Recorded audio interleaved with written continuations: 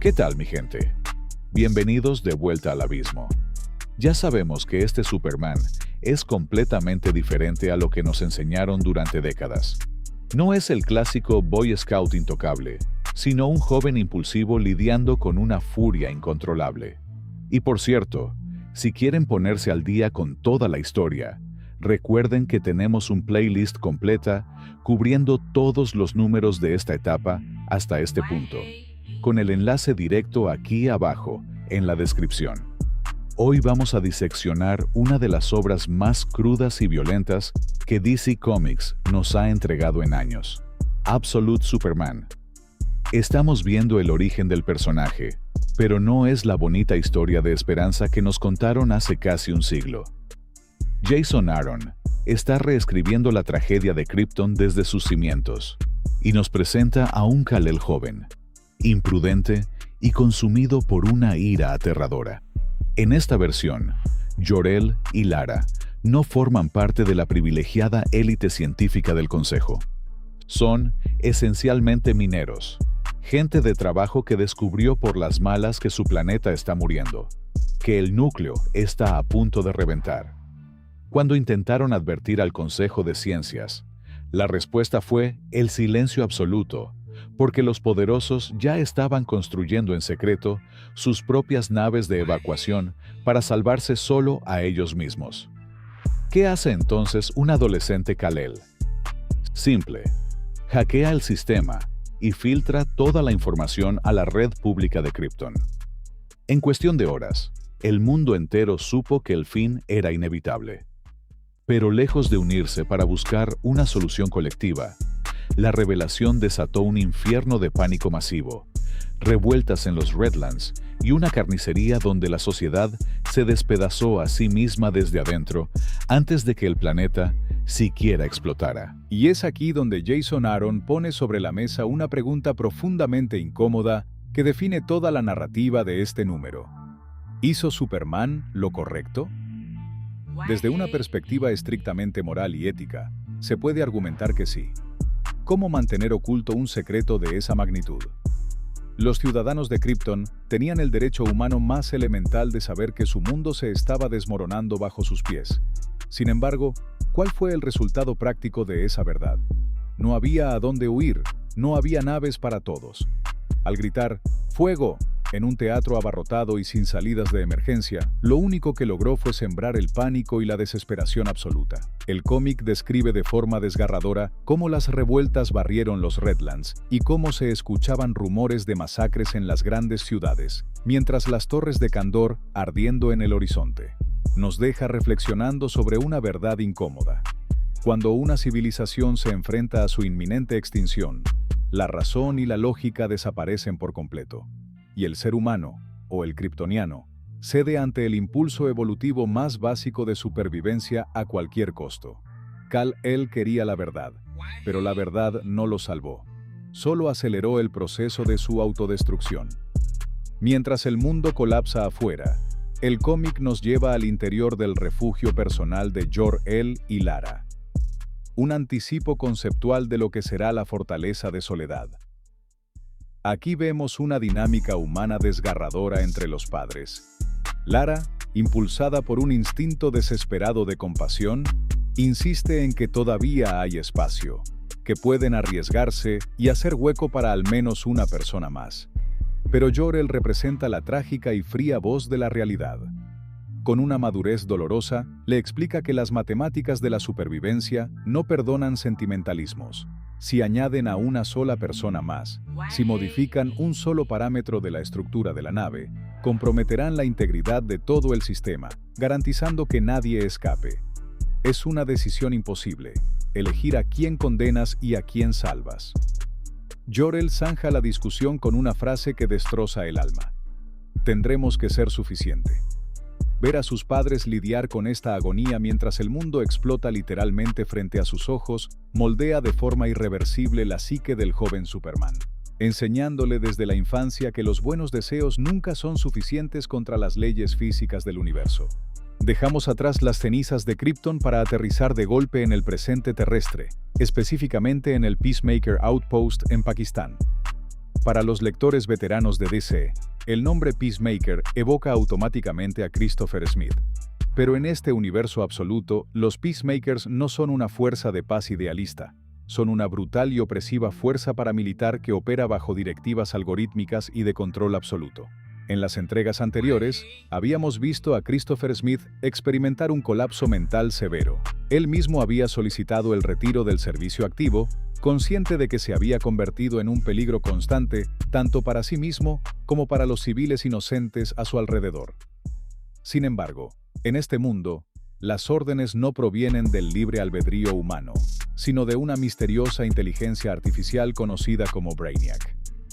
Ignorando el estado psicológico de Smith, Brainiac lo obliga a volver al frente. El resultado inevitable de esa negligencia sistémica ocurre justo antes de abrir este número. Smith se quiebra por completo y asesina a sangre fría a 23 civiles inocentes en Orangetown, únicamente porque se rieron de él. Y es aquí donde entra en escena el Absolute Superman, destruyendo por completo la imagen tradicional del héroe paciente y magnánimo. Este no es el Superman veterano y reflexivo. Este Kid es un camión sin frenos, impulsivo, reckless y absolutamente furioso. Cuando las fuerzas del Outpost detectan su llegada, los tanques se alinean esperando contenerlo. Error fatídico. Superman barre con los tanques blindados como si fueran juguetes de hojalata. Entra al complejo militar y el terror se apodera de los soldados que intentan reportar la situación por radio, encontrándose solo con gritos estáticos mientras el joven kryptoniano los va desmantelando uno por uno. Las palabras que pronuncia reflejan el peso de su dolor. Hay 23 personas muertas en Orangetown, masacradas por el imperdonable crimen de reírse de un hombre con un arma. Cuando la puerta explota y se planta frente a los sobrevivientes, tiene la mirada de un hombre poseído. No busca arrestar a nadie ni dar un discurso sobre la ley. Busca sangre, retribución directa y justicia sin filtros. En medio de su arranque de furia, Superman interactúa con Saúl, la avanzada inteligencia artificial integrada en su traje tecnológico de origen alienígena. Kal-El exige que Saúl acceda a la base de datos de Lazarus para rastrear el paradero exacto de Christopher Smith. Saúl, actuando como una voz de la razón, intenta disuadirlo. Una vez más, te aconsejo encarecidamente en contra de esto. Pero Superman, cegado por la rabia, simplemente ruge. Encuéntralo. Es aquí donde se revela una pista masiva sobre el lore de este universo.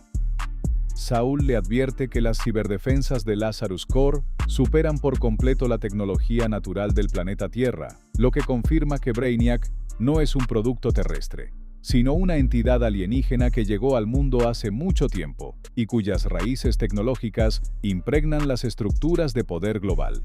Aprovechando la confusión, Superman atrapa del cuello a uno de los soldados sobrevivientes. Lo levanta del suelo, dejándolo a milímetros de la muerte. Le exige la ubicación de Smith con una intensidad tan visceral que evoca directamente al personaje de Gene Hackman en The Quick and the Dead. Si vives para ver el amanecer, es porque yo lo permito. En ese preciso instante, mirando los ojos aterrorizados del hombre, Kal-El se detiene en seco. Se da cuenta de lo que está a punto de hacer, y ese destello de lucidez lo aterra más que cualquier ejército. Mientras Superman intenta regular su respiración tras el ataque de ira, Saúl logra hackear los cortafuegos y rastrear la fuente de la encriptación. Sin embargo, lo que encuentra deja atónitos tanto a la IA como al propio héroe. Cuando Superman pregunta si ha encontrado la ubicación de Christopher Smith, Saúl le da una respuesta heladora. No, encontré a Brainiac. El sistema ubica a Brainiac en una instalación clandestina de investigación y desarrollo oculta en las profundidades del desierto de Nevada. Y la descripción que hace Saúl es una pesadilla clásica de DC adaptada a este nuevo canon. La sala está repleta de ciudades alienígenas miniaturizadas y almacenadas en botellas, con miles de personas atrapadas en su interior que no pueden dejar de gritar. Brainiac no solo está controlando los hilos desde las sombras, está recolectando civilizaciones. Y para colmo, Brainiac interrumpe la transmisión para comunicarse directamente con Kal-El, ofreciéndole la ubicación exacta de Smith a cambio de su atención. Pero el joven Superman, con la sangre hirviendo, decide ignorar el trato y despega de inmediato hacia su objetivo. El cómic vuelve a cortar hacia el pasado, sumergiéndonos de lleno en las horas finales de Krypton. Mientras las naves diseñadas por los clérigos para evacuar a la élite intentan despegar, la realidad del pánico masivo destruye cualquier esperanza de orden. Superman narra con amargura cómo los clérigos conspiraron durante meses para salvar únicamente a los ricos y poderosos. ¿Qué habría logrado Krypton si sus gremios se hubieran unido para construir más naves y salvar a la mayor cantidad posible de gente? Quizás no a todos, pero sí a muchos más. En su lugar, el egoísmo institucional condenó a todos. Cuando la masa desesperada de ciudadanos comprende que los van a dejar atrás, la turba asalta las plataformas de lanzamiento. Es una escena de caos absoluto. Naves sobrecargadas que ni siquiera logran despegar, avalanchas humanas aplastándose en los pasillos de abordaje, y finalmente, alguien disparando frenéticamente contra un tanque de combustible que hace estallar toda la estructura en una pira funeraria gigantesca. El pánico masivo se convierte en el verdugo definitivo de su propia especie. A pesar de todo el caos, la pequeña nave diseñada por Jor-El y Lara logra elevarse con éxito por encima de la atmósfera que se desmorona. A bordo, el ambiente es de un silencio sepulcral, roto únicamente por las lágrimas de los refugiados. En un tierno momento de transición, Kal-El se acerca a una joven Kara Zor-El. Sí, Supergirl existe en este universo y ya la conocemos, intentando infundirle valor.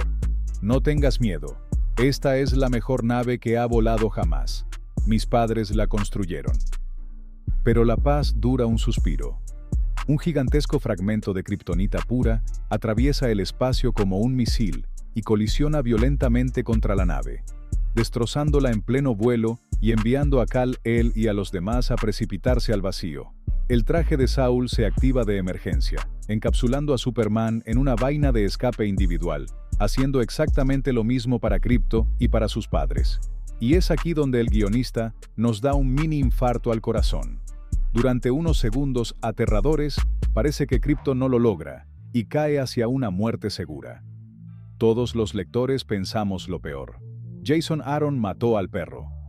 Afortunadamente, Krypto sobrevive fuera de panel, evitando una revuelta masiva de los fans en la siguiente Comic-Con.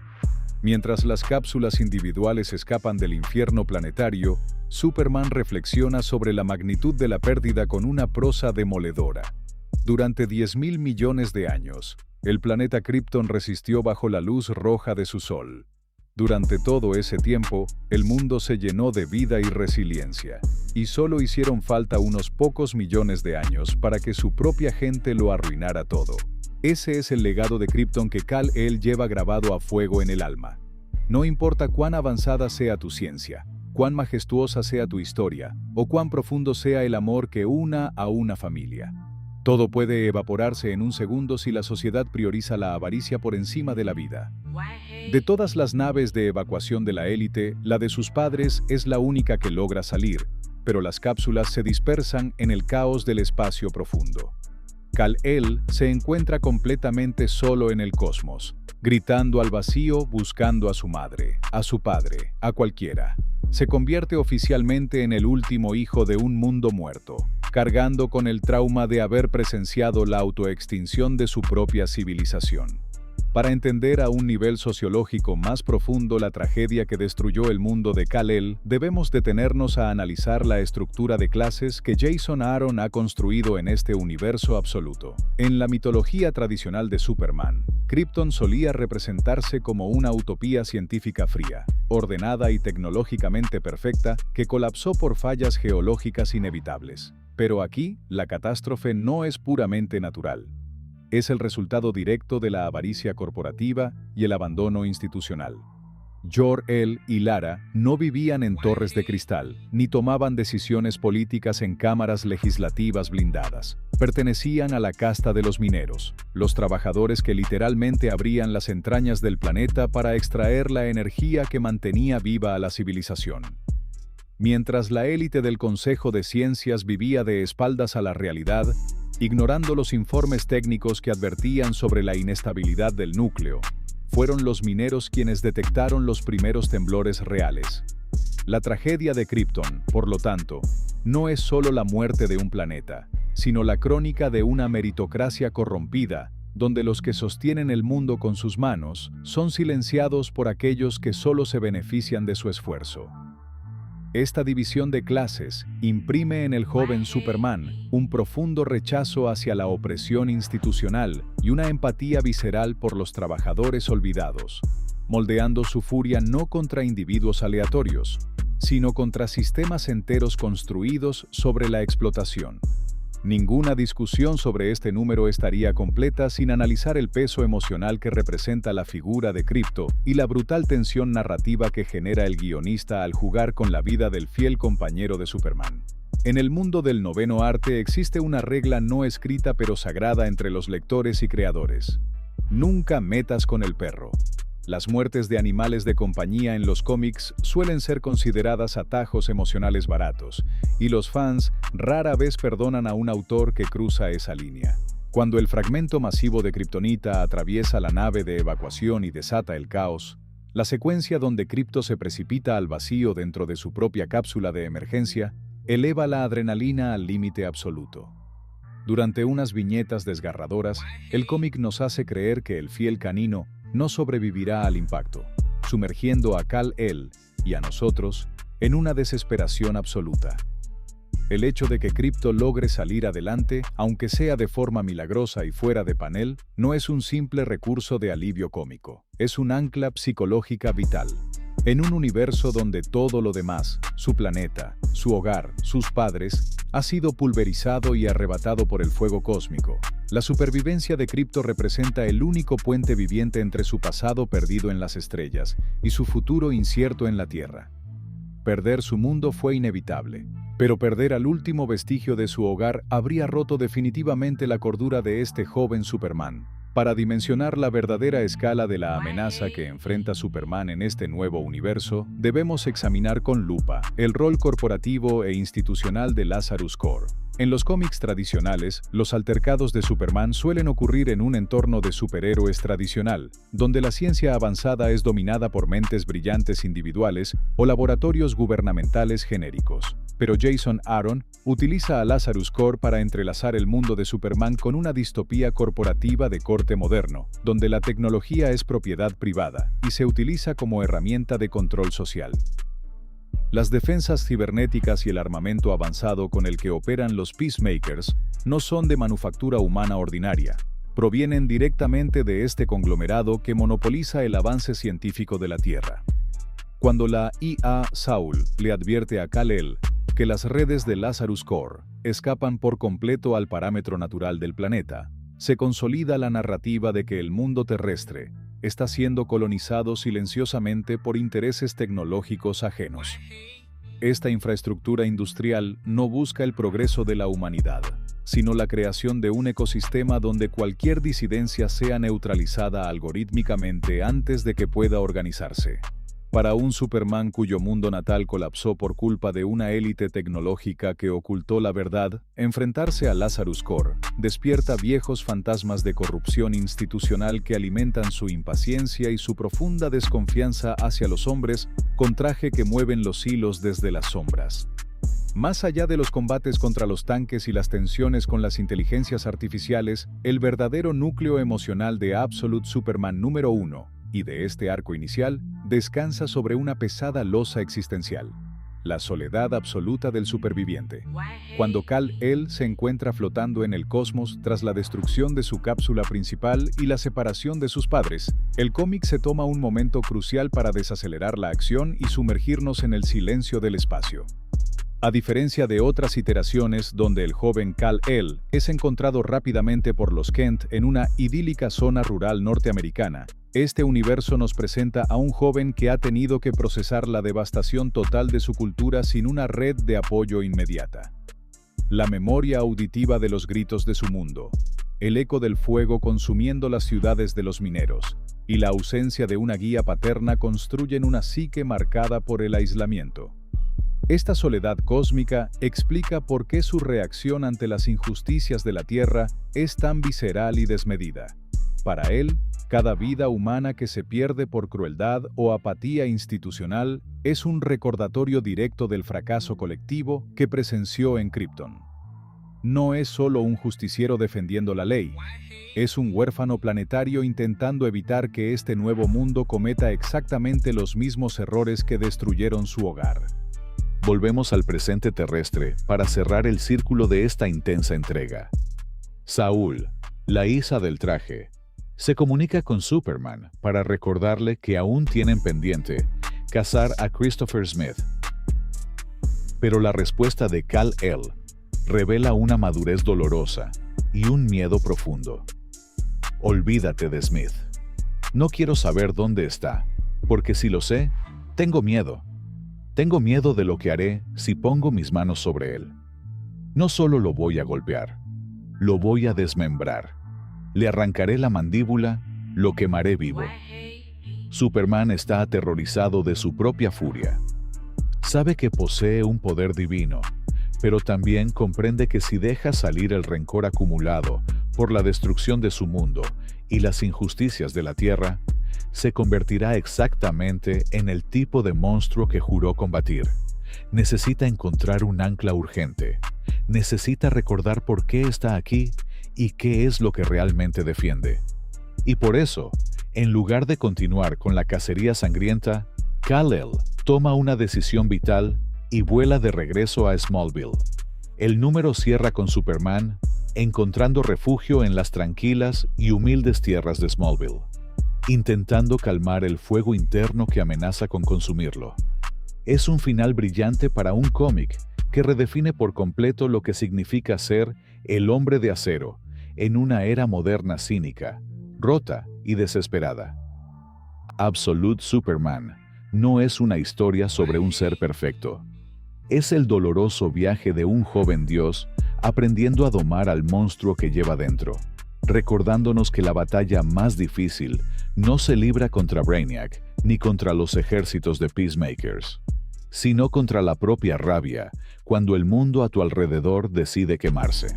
Ahora, mi gente, quiero leerlos aquí abajo en la caja de comentarios sin filtros y directo a la yugular.